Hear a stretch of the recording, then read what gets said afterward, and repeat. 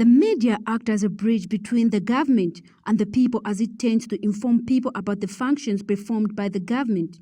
It also informs the government officials about the problem faced by people in their respective constituency. Hence, the democratic system is only fully efficient when the state enjoys a free press. But now the situation is different. Many journalists have continued to face challenges when executing their jobs, especially during elections. It is for this reason Media Institute of Southern Africa, MISA Zambia, Treasury General Jet Lungu has called on the Zambia police and all the relevant authorities to protect the media during the upcoming general elections. Speaking at the launch of the State of the Media fourth quarter of 2020 in Lusaka, Mr. Lungu says that the media is there not to make political parties win the elections, but to promote citizen participation in decision-making and to help them determine which party has better manifesto.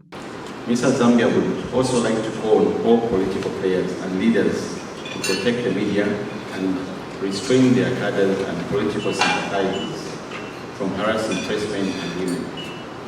This is because journalists are there not to make a particular political party win, but to communicate and provide a platform for dialogue and marketing of manifestos. We also appeal to the Zambia Police Service to be more vigilant in shielding the media against violence, intimidation, and harassment. It is the duty of the police to ensure that every citizen in Zambia, including journalists, gentlemen, I would like to urge you to take time and read the report, and also to join MISA Zambia in advocating for better media policies and media freedom in the country. I cannot overemphasize the need for us to protect the media and promote media freedom. Speaking at the same event, Governance Elections Advocates Research Services GEAR's Executive Director, McDonald Chipenzi, notes that the media has a role to help citizens make informed decisions as provided for by local and global instruments which promote free communication of information without being interrupted, especially during elections. Mr. Chipenzi further adds that the rise in political cadreism is promoting thuggery against the media, and the law is not properly enforced to punish the media attackers. In this regard, the media's key role during election is both constitutional and legal.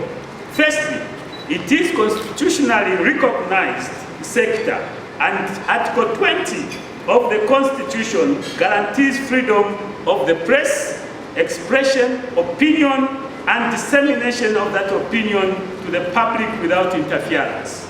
Article 50 of the Constitution demands for access to the media by any political party and candidate contesting an election, especially during election campaigns.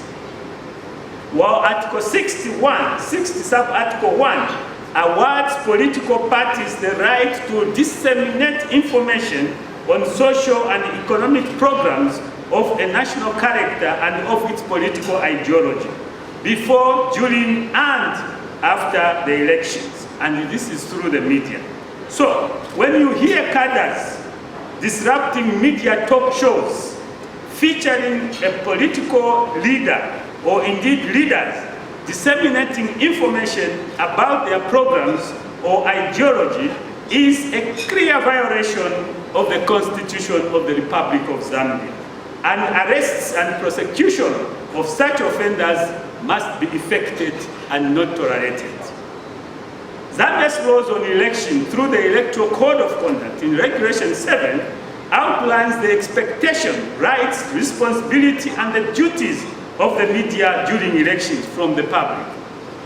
The electoral law expects the print and electronic media to play their role of providing fair and balanced reporting of the campaigns, policies, meetings, rallies, and press conferences of all registered political parties and candidates during the campaign period.